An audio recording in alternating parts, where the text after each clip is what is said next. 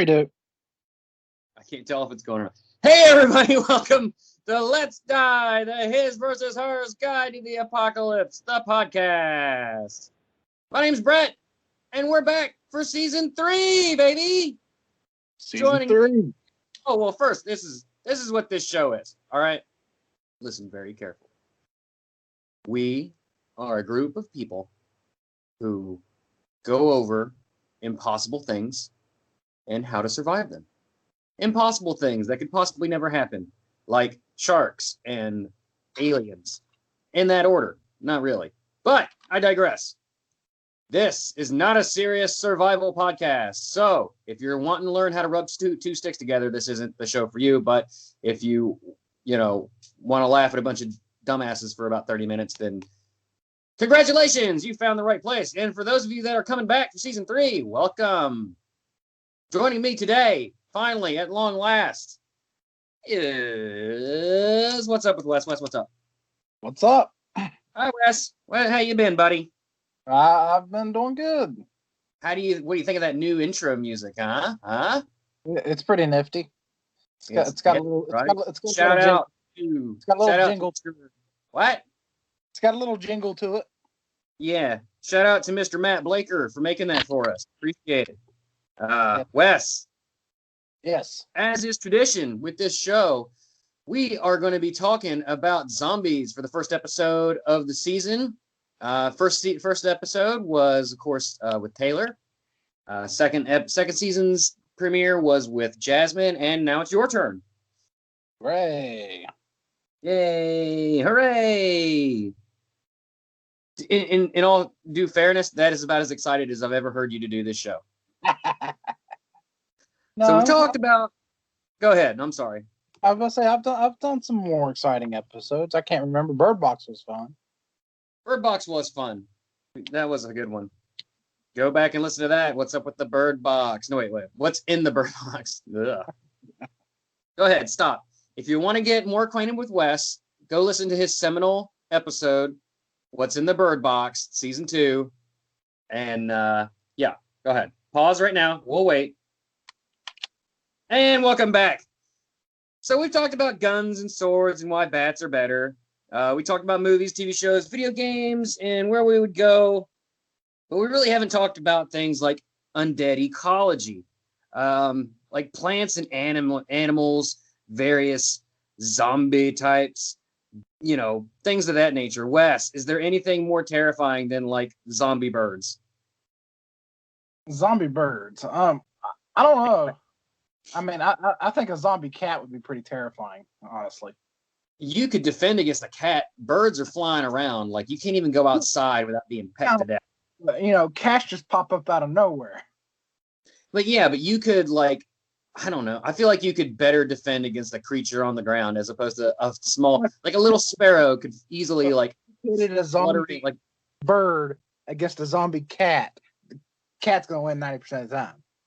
It won't work because they won't eat. They'll team up because they're zombies. They don't want to eat each other. They want living flesh. And look, if they maintain any of their cognition, then crows and ravens are so smart. They'll be like picking people's like front door locks to get at them. But you're also assuming that it's a zombie bird remembers how to fly and isn't just walking around trying to be a zombie bird.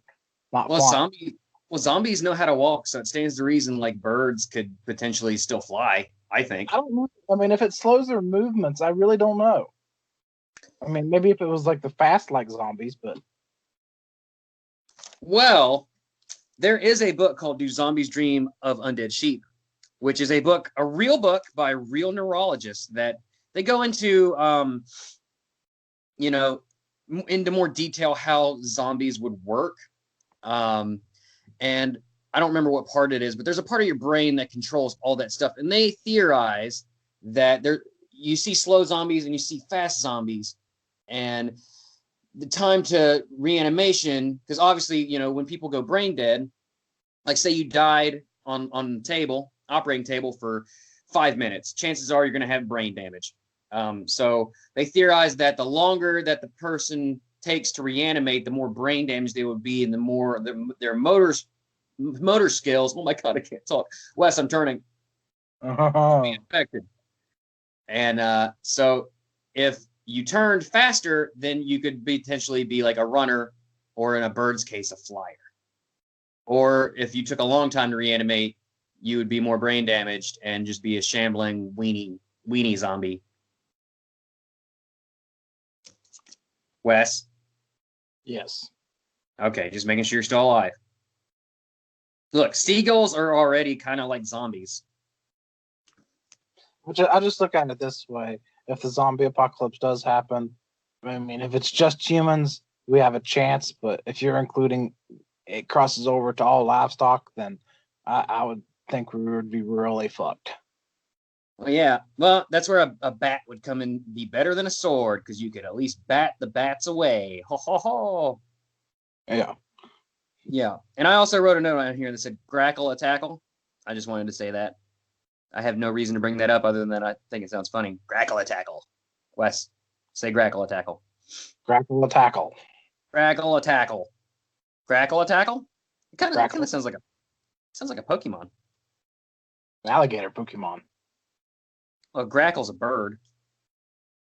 Grackle, Attackle. But it's kind of got an alligator sound with the sound. I don't know. Maybe if it was like Allagrackle, Attackle. Okay, and a zombie alligator. Oh my god, there we go. Oh, zombie reptiles. That's a good one. I don't think there's that much threat for those. Like, I feel like those would be even easier to defend than like a crow. Oh yeah, because they're not super fast on land, and as long as you're not waiting in the swamps. Well, that if you're like in the swamps waiting around, yeah, that might be problematic, I imagine. Plus, they have really thick hides, so it would be hard to pierce the skull. Again, a bat would be great. You could discombobulate them with enough time to get away, or use it to like a barricade when their jaws snap at you. Oh my gosh. And I don't even want to talk about cats and dogs, really. You already know about cats, but I ain't talking about dogs. That's just, no. They're immune. They're automatically immune. But like what you said, like domesticated animals, like cows and horses and pigs, that would just make it like so hard. Especially when humanity is trying to reestablish itself, because we're, obviously the world would be reset. We'd be back to farming and things like that. But if all the animals are gone, that's going to be pretty difficult. We'd have to resort to plant life pretty much. And then my pet tarantula would be really scary. Oh, you know what? Tarantula, insects. If insects and if it went to insects, you're just done. Because, yeah, you're just done. You could probably hear the pod dog Tun barking in the background. I mean, it would be how fast would the world end if it was insects? It's not a Wes, question. hang on. Someone just opened my door, and I'm pretty sure it's probably a zombie. I will be right back.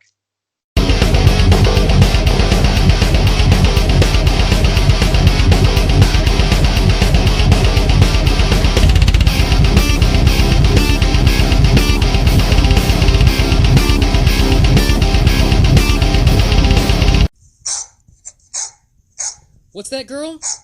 You like Let's Die, the His vs. Hers Guide to the Apocalypse, the podcast? We should listen on the Podcoin app. It pays you to listen to this podcast and many more.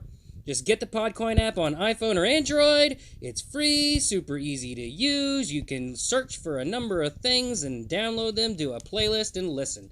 You earn points by listening, and you can use it to claim gift cards or donate to charity. It is truly remarkable. You can get Amazon or Starbucks gift cards, or you can do what I do and donate to feeding hungry animals in shelters. It's really great. Go to your app store on Android, or you can go to whatever it's called on the iPhone. Seriously, just go get this app. You gotta do it.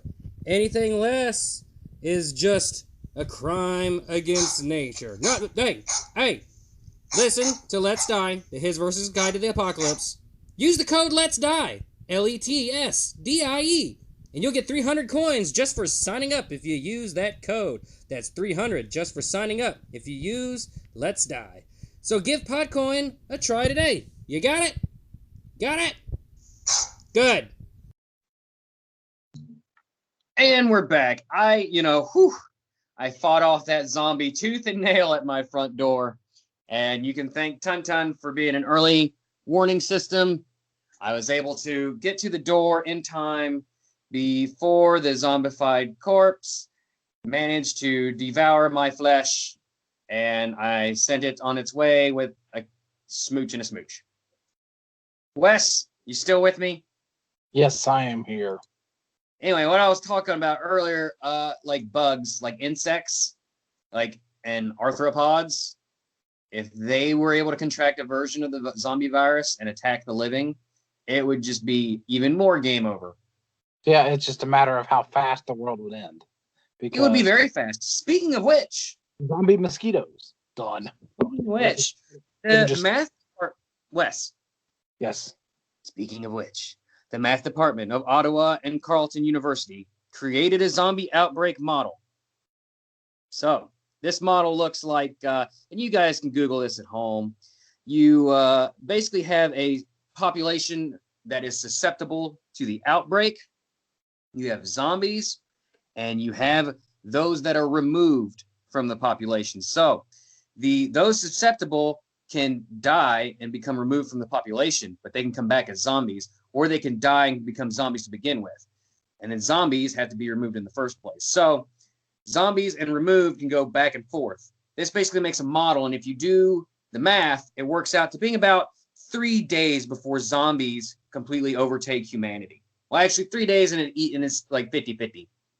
And then we're overtaken shortly thereafter. So if it was insects and we're outnumbered by insects by a sum of trillions, I would imagine, it would be probably like, it's got to be less than a day, right? I would think even quicker, honestly. It would be super fast. All it would take, like a fly. If you can try to imagine, everyone's tried to swat a fly with their hand that's like buzzing around their face. You can't do it. It's really hard to do it. And even when you do it, if you do smack one, you don't ever hit it hard enough to kill it with your bare hands. So, yeah. Like if a fly carried the virus and bit you, you're toast. Just the end. Oh, yep. You got trained to Busan virus, you're a zombie in moments. Be awful. But I mean, in that scenario too, and 3 days. That's just how fast it would decimate most of the population. I mean, I'm sure, like if it was just like humans, it would linger on for a long time because there would be packs of humans that survived. It would just be that would be when most of the deaths happened would be the first 3 days. Eventually, it would hit a point to where it would slow down, and then it would be real slow, I would imagine. So, Wes, survival guide time. Yes. We are recommitting to the survival portion of this show. It's still going to be bullshit. But anyway, you wake up half naked in a hospital gown that doesn't cover your butt. There's a door that says, "Don't open, Bret inside."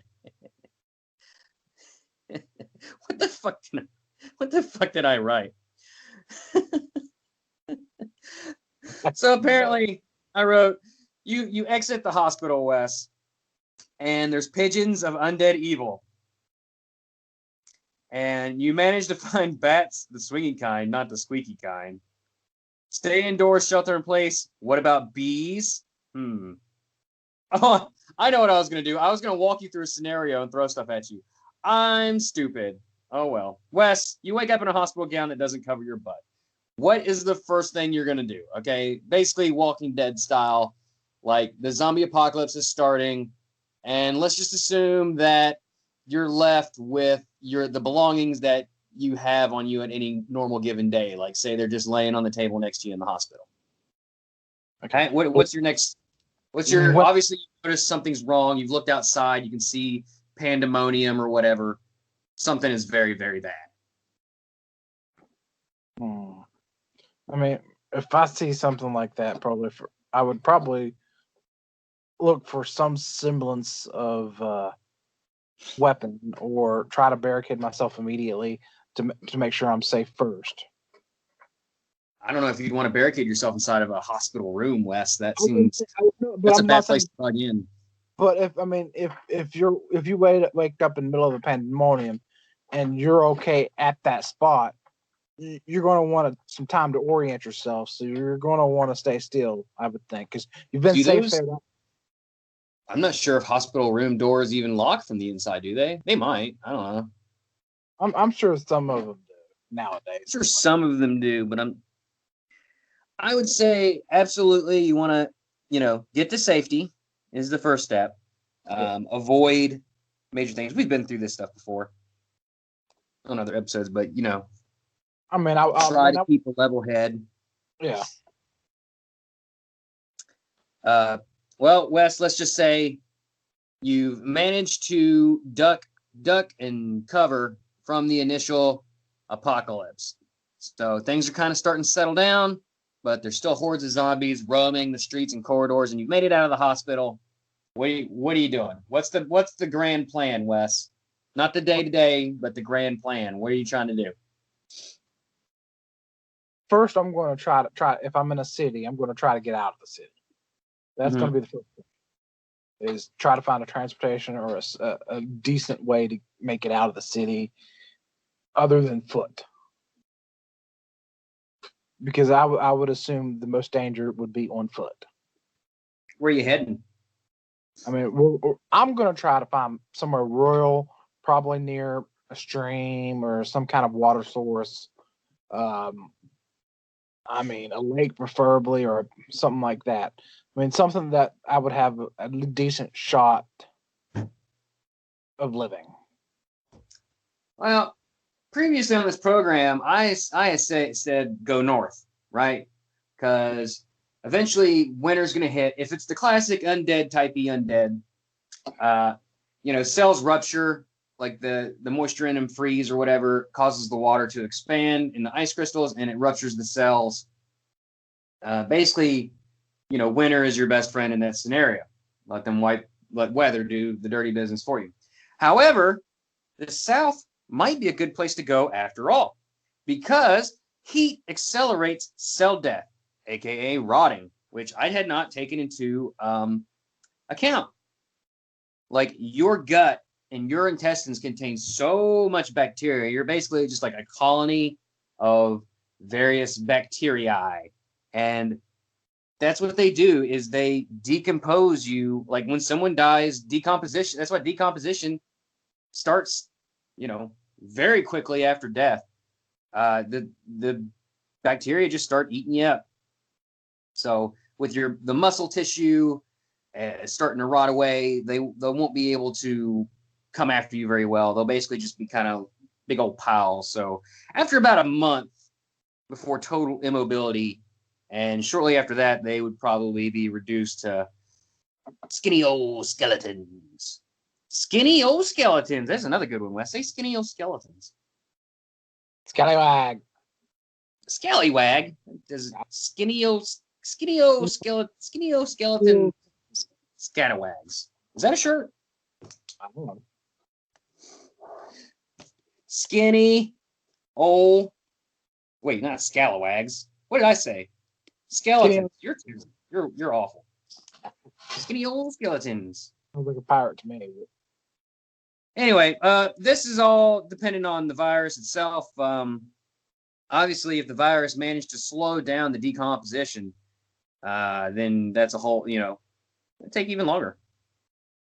Wes, what kind of weapon? What's your ideal weapon for fighting the undead? I am famously on record for bats. You like a bat, but I'm going to go with a bastard sword. A what? A bastard sword. What the hell is that? It's like a big sword. Just because you're wielding a sword doesn't make it a bastard sword, Wes. Don't be mean to the sword. Oh, that's just a type of sword. Explain it to me. Okay, it's like a large two-handed sword that's probably 5 to 6, maybe 7 feet long, and they're pretty light. But when they have a lot of swinging power. Bastard sword is the name given to swords that fall between a long sword and a great sword in size. Yeah. So that's according to a wiki of Ice and Fire. They're not, so it's not like the supersized heavy swords. Good So, for but White Walker. it's still a very light enough to carry, big enough to do some damage. Why not an axe? Because an axes are kind of heavy, and they're not very well balanced. This is a two-handed weapon. I'm firmly against this weapon, Wes. I'm sorry. I mean, an axe is not a two-handed weapon. That's really heavy on one end. Look, bones are a thick thing. Bones are a thick thing, and bladed weapons suck. If something's charging straight at you, I mean, you can still stab with a sword. You can't stab with an axe. Where are you going to stab it, Wes? In its head. In its head. Well, however, I got one for you. If it's charging directly at you. Yeah, but bone is a really, really thick, and snipers are taught in hostage situations where to aim for on the head itself. So obviously, you want to avoid the thickest part of the bones, like the forehead. You would be aiming from probably the neck. All right, that's fair. But anyway, the thinnest bone of the bones of the skull is the temporal area. Those bones there are the thinnest. So if you wanted to stab with something, you'd want to go for those spots because you're more likely to pierce there. Obviously, an eye would be pretty good too if you get in there. But really, I'm just saying versatility. I mean, it could do more than just chop. I mean, similarly, the ears as well. Like around the temples and the ears and stuff, like your skull's about 4 millimeters thick in those places. So those would be the ways to go. Your frontal bone is twice as thick as that. And, obviously it takes twice as much force to pierce a bone that's twice as thick. So, but really, if you wanted to go from somewhere, you're kind of right. Well, like kind of the base of the neck, if you find the, oh shoot, Wes, what's it called? Help me out. The brainstem. Yeah. The brainstem. So get that sucker, because that's responsible for all your movement. Even if it doesn't result in immediate death, which it probably should, it's going to result in immediate paralysis. So go for that. Find the base of the skull. There's a little indentation where your skull meets your neck. That's about where he wants to aim. Wes.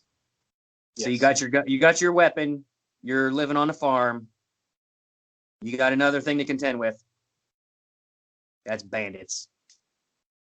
What is your gonna do? What is your gonna do? What is your gonna do, Wes? Bandits. Bandits. How are the bandits armed? Are they armed with modern weapons, or you're saying this is apocalypse rules, baby? Let's say that they're armed with the standard array of melee and maybe one or two firearms. And then it's possible I also have more than just the bastard sword at this point. But I mean, the best solution is to avoid conflict and try to hide before they can see you. But if you have some sort of establishment, have some kind of booby warning system.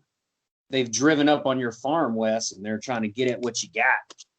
Well, if you have some kind of booby trap warning system, hopefully it'll give you some kind of ample time to maybe find your hiding. You have a built-in hiding spot or something, maybe a storm cellar that's hidden very well, maybe in a quiet place.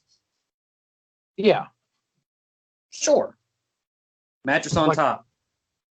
Yeah, can't go wrong. I mean, you have a lot of hidden storm cellars in the West that are storm shelters, but just one that's hidden out in the field. Maybe you have shrubbery around it that it doesn't make it very easily seen. That you can duck down in there, and maybe that's where you store all your stuff too to keep it from people from getting to it. Okay, I would also say, or a very well hidden cave if you're in the mountains. Obviously, it's stay quiet if you can. I kind of agree with that. It's better to lose some stuff than it is to die stupidly. Know when you're outnumbered, and not keep everything in one area too. Have it kind of spread out hidden. So that way you're not if you lose supply caches. Yeah. Yeah, so that's smart. So that way you know when you need to get out of there. Know when you're outnumbered. Know when it's worth it to fight and when to flee. I agree. I'm gonna say staying quiet is also good for zombies too. So socks, bare feet, wrestler shoes, preferably. Those are good. Learning things like sign language or how to signal. That'd be good for stuff. Yeah. I don't really, I take back socks and bare feet. That's kind of not gonna. If you needed to sneak, say from like room to room, for sure, like that could work. But if you're like running around the street, it's not gonna help you that much. No. But wrestler shoes, I think is a good idea. Hell, even ballerina shoes or something. I don't know. I don't think they offer any. Well, wrestler shoes don't offer any support really either, but they're better than, like, you could run in those better than you could ballerina shoes. And also, I don't think they're going to find like a size 11 ballerina shoes for men just laying around. Okay, well, I meant just like in the general, that type of shoe, like a soft rubber shoe or something like that. You might find like wrestling shoes in a house or like at in like a store or something if you were looting. Not looting. Looting is a bad word. Scavenging. That's the word I was thinking of. Yeah. Yeah.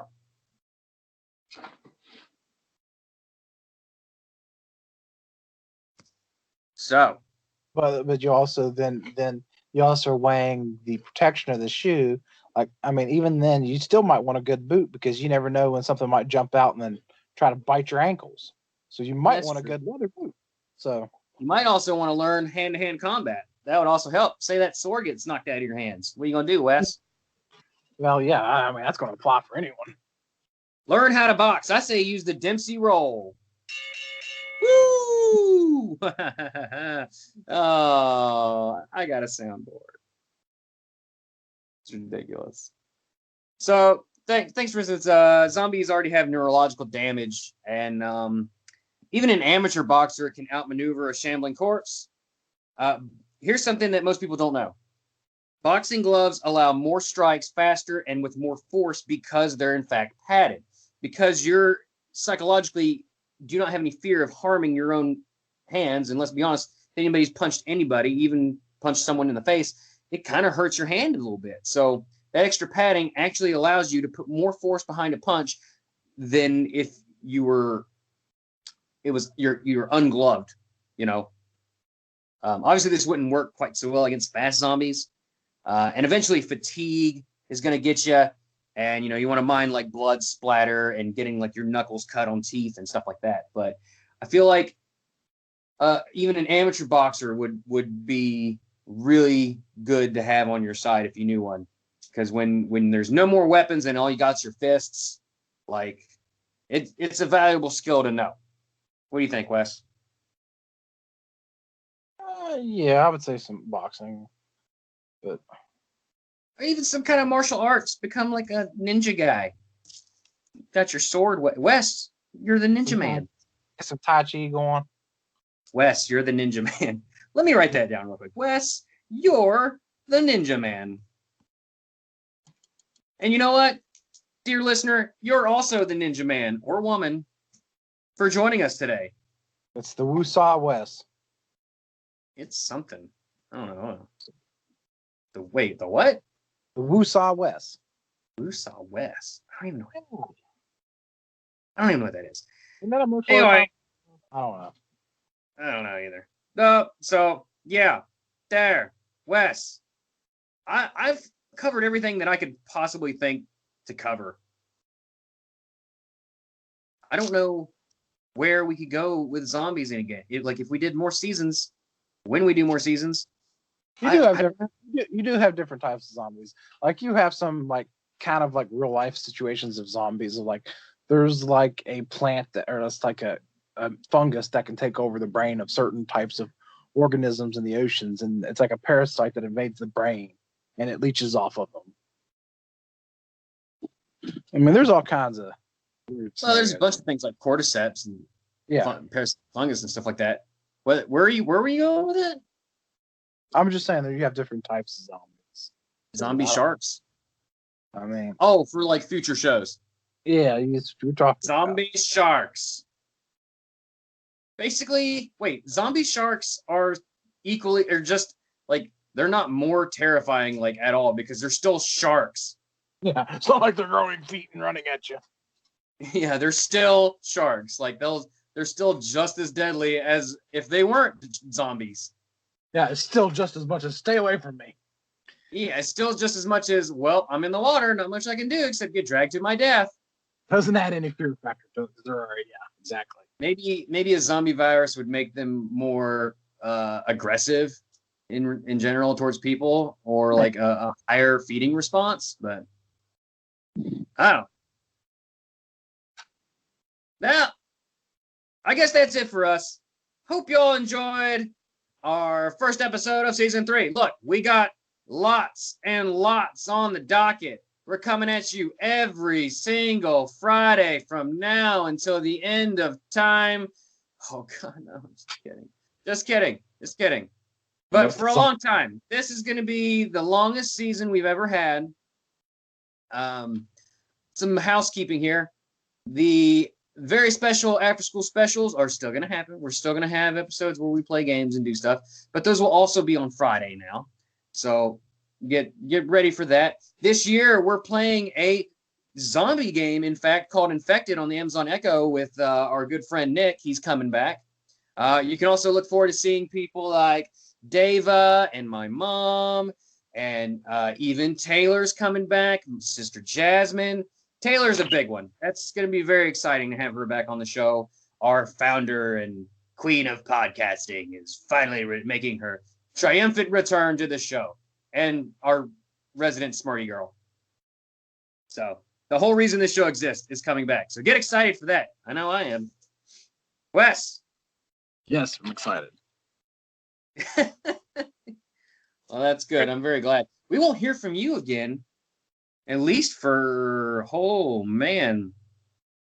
We're not going to hear back from you until, like, September, buddy. Get a long break. Yeah, I know.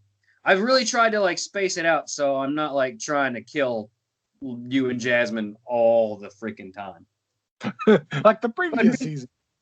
But who knows? I might drag you into episodes anyway, just because. Why not? So, Wes, this has been Let's Die, the His versus Hers Guide to the Apocalypse, the podcast. As always, best place to find us is on Twitter at LetsDiePod. Also, check out our other show, Pokemon After Darkrai, a No Nothings, No Holds Barred podcast where we talk about Pokemon and hurt the ones we love. Every other week, we talk about a random Pokemon at random, and things and stuff ensue. Wes is also on that show. Yes. Yes. Well. Also, we have a new store at Teespring. The user is Team Cyanide. So go check that out. Check it out in the description. The link will be there. There's new shirts. We have shirts now for the first time ever. There are shirts. So check that stuff out. Wes, you got any final parting words? I don't think I have any more housekeeping here. Well, you did pretty good. I'm impressed.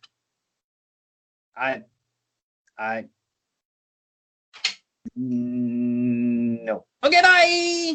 Okay. Later. I was getting.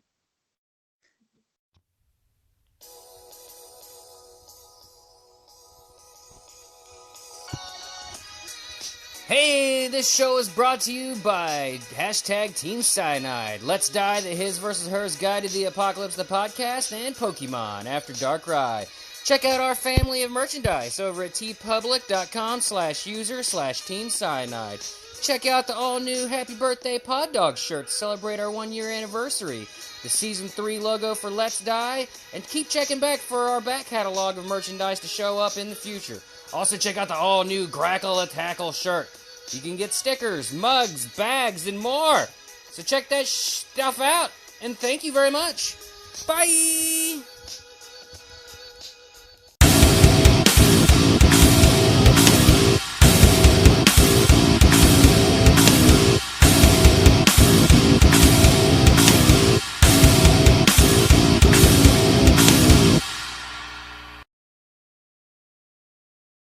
Do what? Oh, you're still recording. Well, now I am. I mean, now you are. Now I am. There's always a bonus thing at the end.